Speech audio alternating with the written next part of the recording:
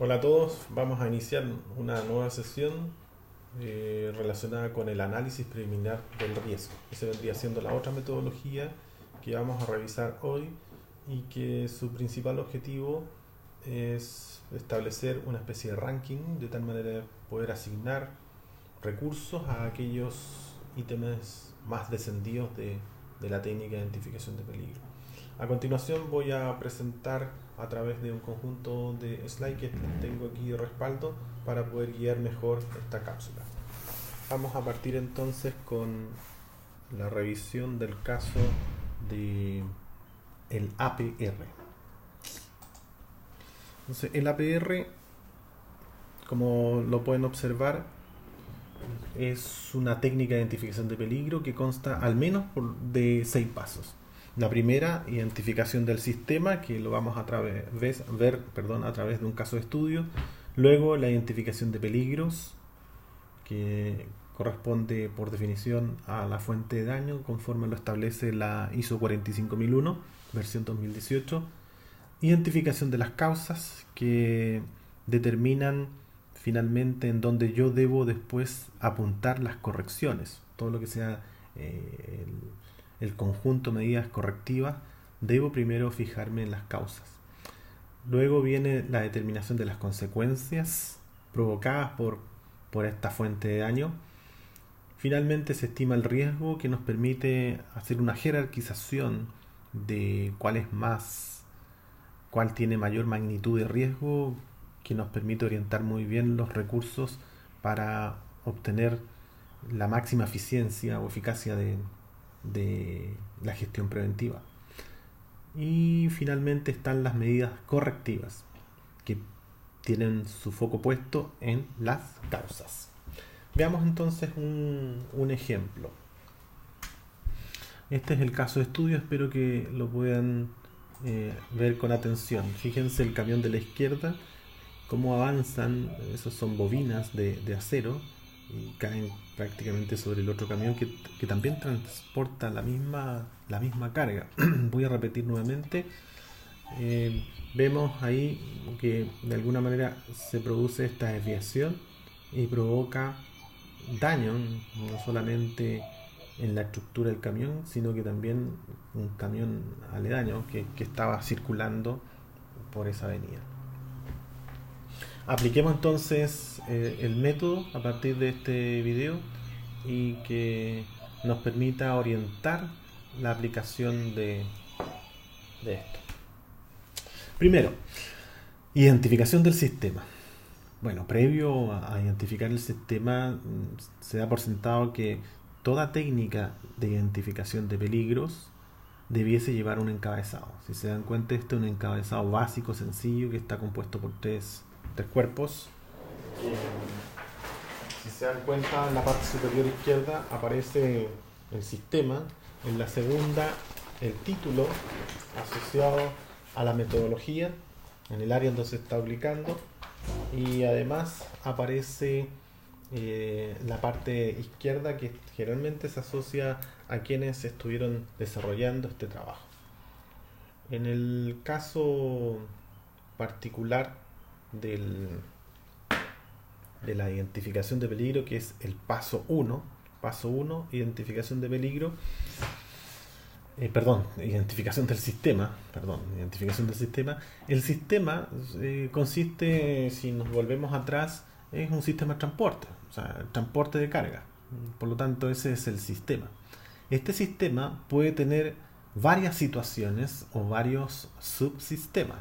Por ejemplo, en este caso se habla de la estiba de bobinas de acero. Ese es un subsistema, que es justamente el que va a ser caso de estudio para poder aplicar esta técnica de identificación de peligro. Entonces, una vez que ya hemos identificado el sistema, avanzamos con el subsistema. Le ponemos además un número que nos permite, este número que está ahí, nos permite señalar que corresponde al número 3 de un conjunto o de un pool de análisis preliminar del riesgo. Siempre es bueno además disponer de las fechas, porque nos permiten ver también la forma en que ha ido evolucionando la PR, porque se supone que este es un proceso continuo y que nos va a ir entregando lecciones aprendidas respecto a su desarrollo. Nótese que el análisis preliminar de riesgo puede ser utilizado en cualquiera de las etapas de un proceso. Sin embargo, se utiliza principalmente en etapas de inicio o de génesis de proyecto, colectando toda la información necesaria y, por supuesto, sosteniéndola a través de un equipo de trabajo. O sea, no es concebible que esto lo desarrolle una sola persona a puerta cerrada en una oficina. Tiene que hacer terreno, tiene que consultar al trabajador, al operador, al jefe turno, supervisión. O sea, es parte de una colección de información, de data, información, y además de captura de información en terreno a través de observaciones y de entrevistas. Paso 2. Identificación del peligro. La identificación del peligro estaría por este sector. La identificación de peligro en este caso es la carga mal estimada. Podríamos a lo mejor tener otros peligros, sin duda, pero luego del análisis efectuado con un conjunto de personas que están expertas desde su propia expertise, llegan a la conclusión de que uno de los peligros más notables corresponde a la carga mal estimada. Nótese que estamos refiriéndonos al caso anterior, donde se produce el desplazamiento de las bobinas. Una vez que ya está resuelto la identificación de peligros, avanzo a la causa. La pregunta es, ¿por qué se hizo una carga, no se estimó bien la carga en realidad? ¿Cuál es la razón por la cual no se estimó bien la carga? O sea, alguna de las causas que aquí se mencionan está, por ejemplo, la falta de formación en la estiba de bobina de acero. No se revisa la carga, no se dispone de cuña. Nótese que las dos primeras están orientadas principalmente a falla humana. La última podría estar asociada más bien a un tema de carácter un poco más duro, que tiene que ver con elementos de sujeción que no permitan el desplazamiento de la carga. Por lo tanto, también hay que darse un tiempo para evaluar que las causas de alguna manera estén compensadas desde el punto de vista que no solamente estén orientadas a un factor humano, sino que también seguramente se puede ver a faltas de elementos de control de ingeniería, por ejemplo, o a falta de sustitución de algún componente, o en definitiva que tenga que ver con alguna barrera dura, como puede ser algún control automático o algún sistema que nos permita enfrentar de mejor manera un peligro. Bueno, ahí están las causas identificadas.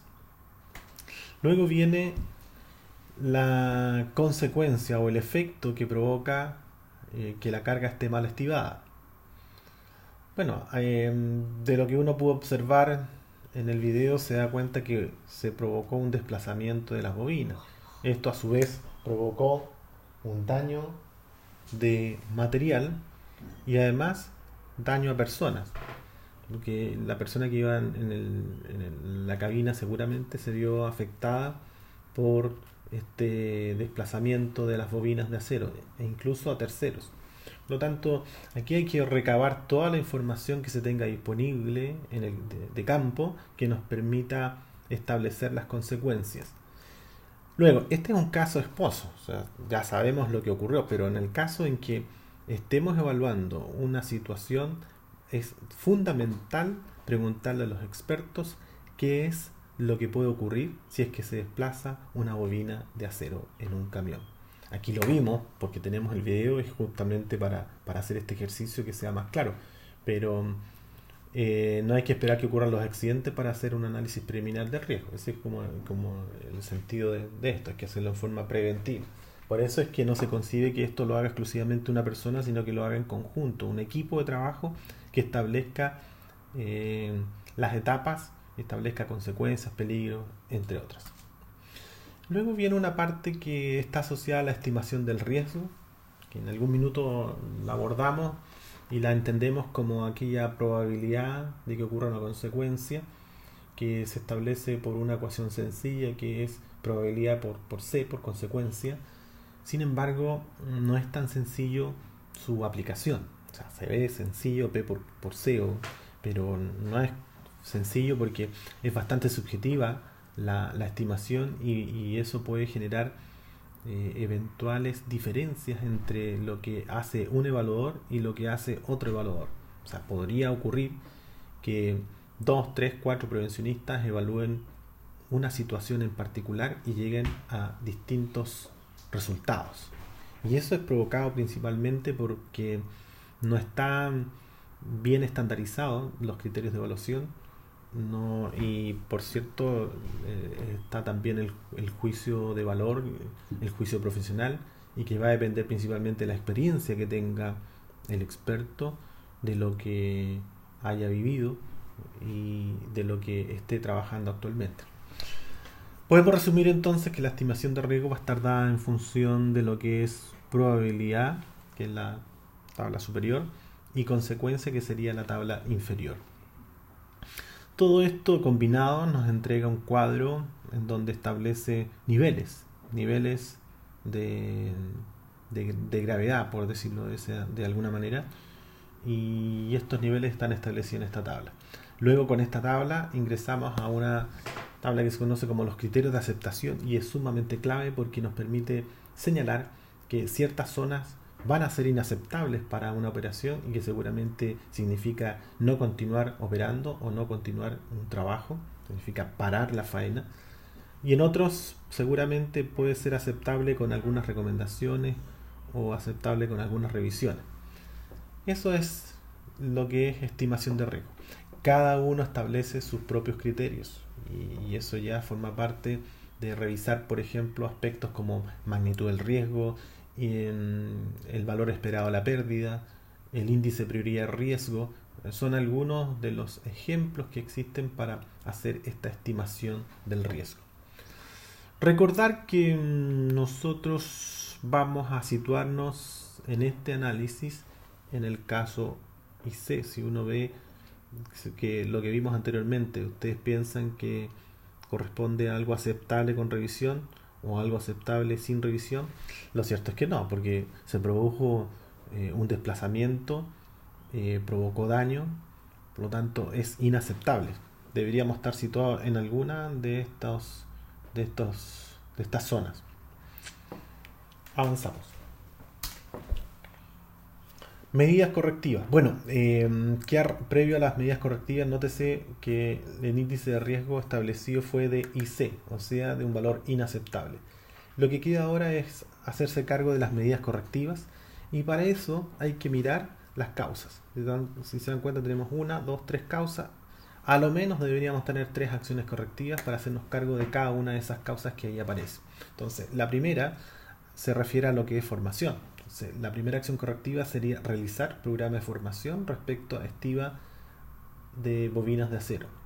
La segunda está asociada a una especie de revisión de la carga y establecer procedimiento para monitorear la estiva de la carga. O sea, un procedimiento va a depender de la empresa, porque a veces también podría bastar con un instructivo. Va a depender del nivel de gravedad que haya asociado a la empresa. Y el tercero, proveer materiales de sujeción para la estiva, y ese se hace cargo justamente de disponer una cuña. Entonces, si se dan cuenta, al menos esas 3 deberían estar para asegurar de que la consecuencia no ocurra. O sea, de alguna manera tendríamos 3 barreras. Esta barrera es una barrera un poco blanda porque depende del trabajador. Esta también es blanda porque depende del trabajador. Y esta ya no es tan blanda porque es una sujeción. Y las sujeciones debería andar por una falla materiales para que resultara en que fallara. Por lo tanto, esta es la única barrera dura que tiene este proceso. Seguramente también falta agregar sistemas de sujeción, no solamente corresponde a cuñas, sino que también cadenas y formas en que se asegura la carga cuando son cilindros. Bien, una imagen habla más que 1000 palabras. Aquí lecciones aprendidas, si se dan cuenta, ahí aparecen las cuñas, la forma en que se encadenan, sobre todo cuando son cilindros de acero que se desplazan, o está la probabilidad de desplazarse, y la forma en que deberían estar estivadas. Ahí aparece el ejemplo, bastante más gráfico, de lo que corresponde.